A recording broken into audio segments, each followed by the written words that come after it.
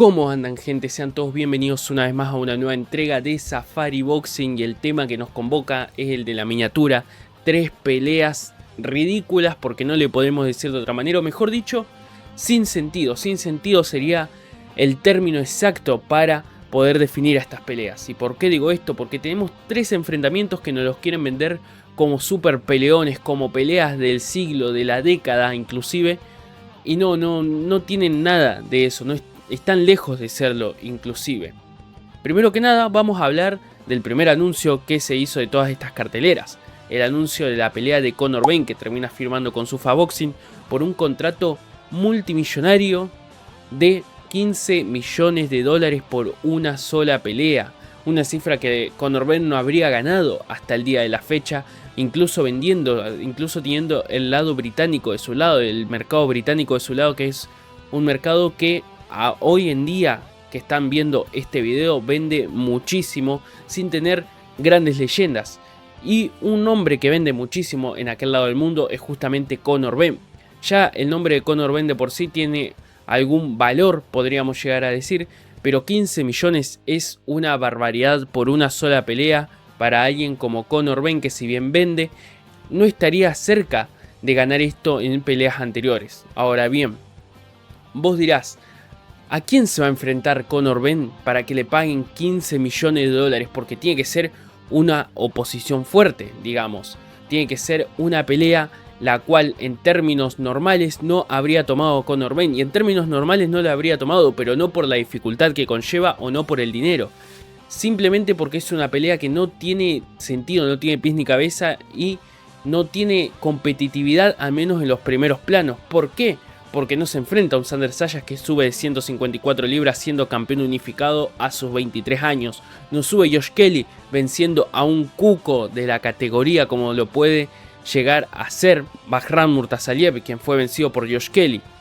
No sube Sebastián Fundora con esa gran altura y ese gran alcance de brazos a las 160.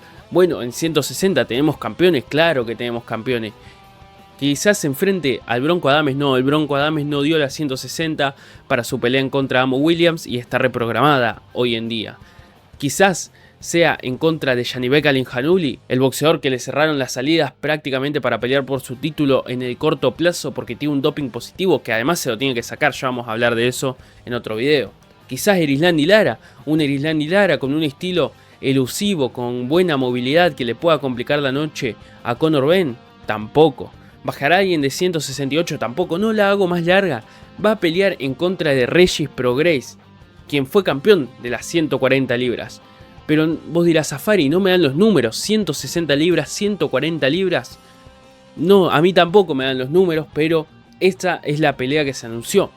Regis Prograis, el boxeador que habría sido vencido por Devin Haney de manera contundente, que Haney lo habría mandado a la lona, un Haney en 140 libras lo mandó a la lona. Y por el otro lado, Conor Benn, un boxeador que tiene que cortar peso para dar las 160 libras, si bien no es un 160 natural, podríamos llegar a decir, porque incluso se vio pequeño en contra de Eubank Jr. Ya vimos lo que le hizo a Eubank en su segunda pelea. ¿Qué le puede llegar a hacer a un boxeador de pies planos? ¿Cómo lo puede llegar a hacer Regis Prograis, que ya ni siquiera está en una buena etapa de su carrera, que está lejos del prime y que cada vez viene a menos y lo está demostrando en sus últimas presentaciones Regis Prograis? Para mí es una pelea que no tiene ni pies ni cabeza y que lo quieran vender como una super pelea para Conor Benn, porque además tiene que ser en peso pactado, porque claro, Conor Benn ni siquiera llega a las 147 libras, que es una categoría por encima de Regis Prograis.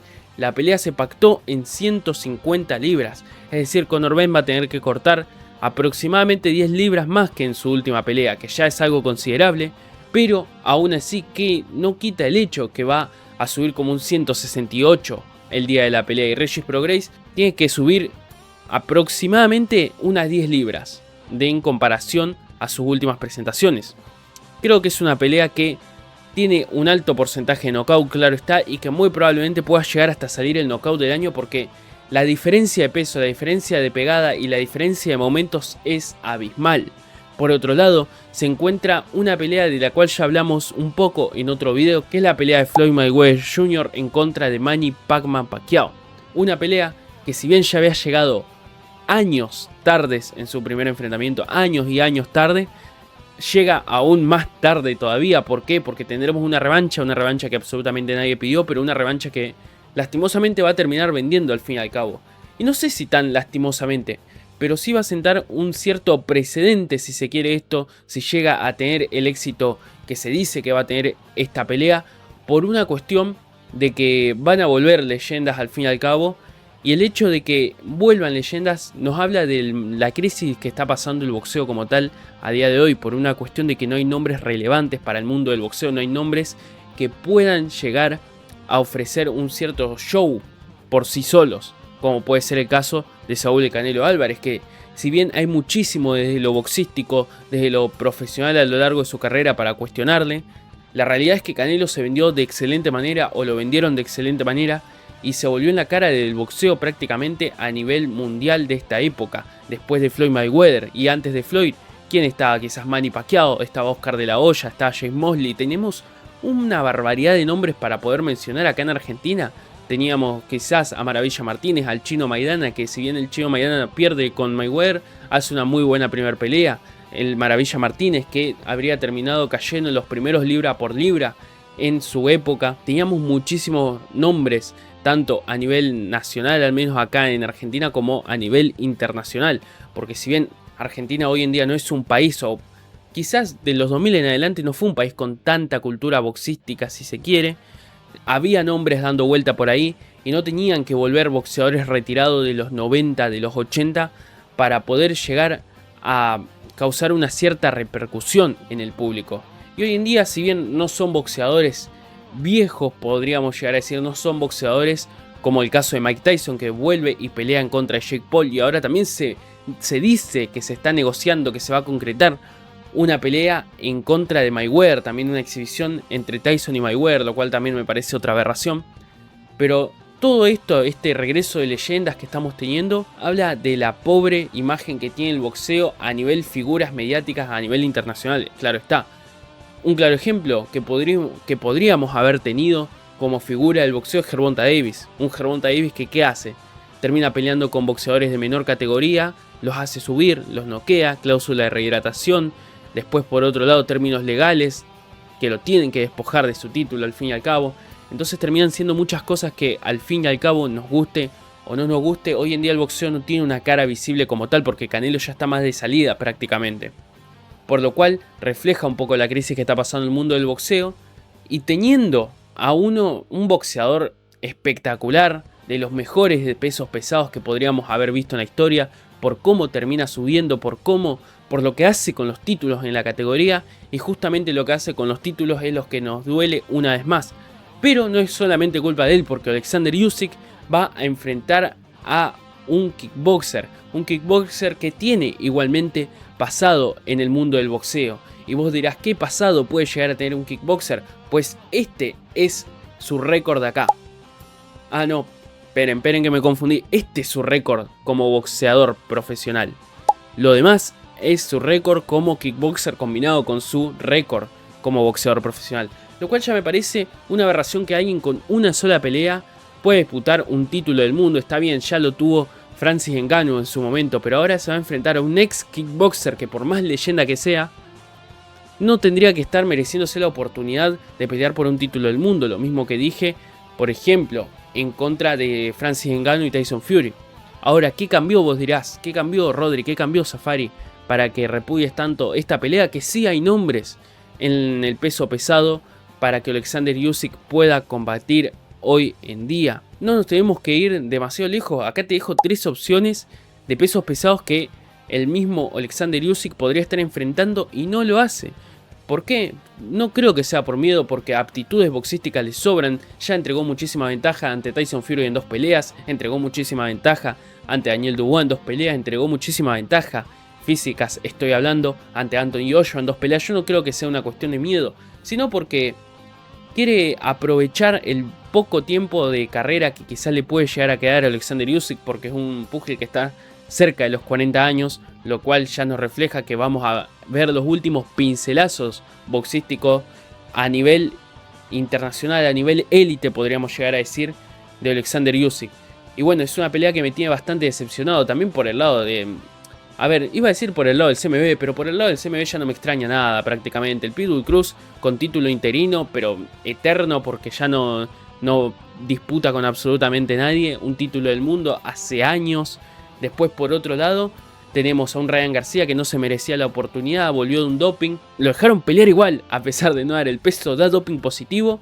Después termina peleando en contra de Rolando Romero, pierde y lo premian con una pelea por el título del CMB, las 147 libras. Después que pasó también en la pelea de Jackie Foster en contra de Stephen Fulton. Stephen Fulton, en vez de dar 130, da la categoría de las 135. Y que hizo el CMB, entregó un título interino de las 135 libras para esa pelea. No tiene sentido de ninguna manera, gente. Lo cual ya no me decepciona prácticamente del CMB, pero sí me decepciona tanto de Alexander Usyk como de la promoción que estaba teniendo el Turki. Porque cada vez viene a menos el Turki Al-Gashik, haciendo peleas interesantes quizás en el mundo del boxeo.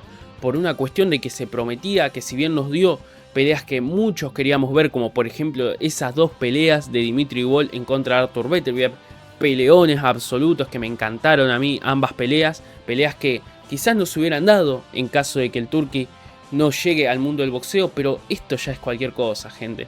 Esto es cualquier cosa y que nos lo quieran vender como principalmente super peleas, ya habla también del público para el cual está dirigido estos combates. Pero en este canal vamos a tener que hablar lastimosamente de estas peleas, principalmente porque nos dedicamos a la comunicación y a la información del mundo del boxeo, dando opiniones, dando análisis de los enfrentamientos. Hay un título de por medio, el título del CMB, los pesos pesados, el organismo que se autoproclama quizás el más serio, el más importante, pero así entre muchísimas comillas, gente.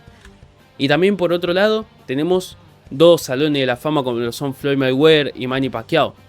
Y bueno, también tenemos la pelea de Conor Benn en contra de Regis Prograis. Un Conor Benn que vamos a ver qué ocurre después de esto. Si se queda en Zuffa Boxing, si vuelve a pelear por los títulos, por algún título en el boxeo. Tendremos que ver.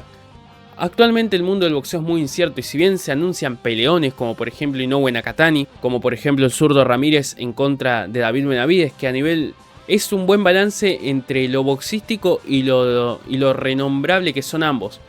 Pero estas pequeñas manchas cada vez hacen que al fan del boxeo, que sigue el boxeo desde que se levanta hasta que se acuesta, lo decepcionan cada vez un poquito más. Pero bueno, gente, me gustaría conocer su opinión acá en la caja de comentarios. ¿Qué opinan de estas tres peleas? ¿Cuál es la que más les interesa? Y espero verlos a todos en una próxima entrega de Safari Boxing. Muchas gracias.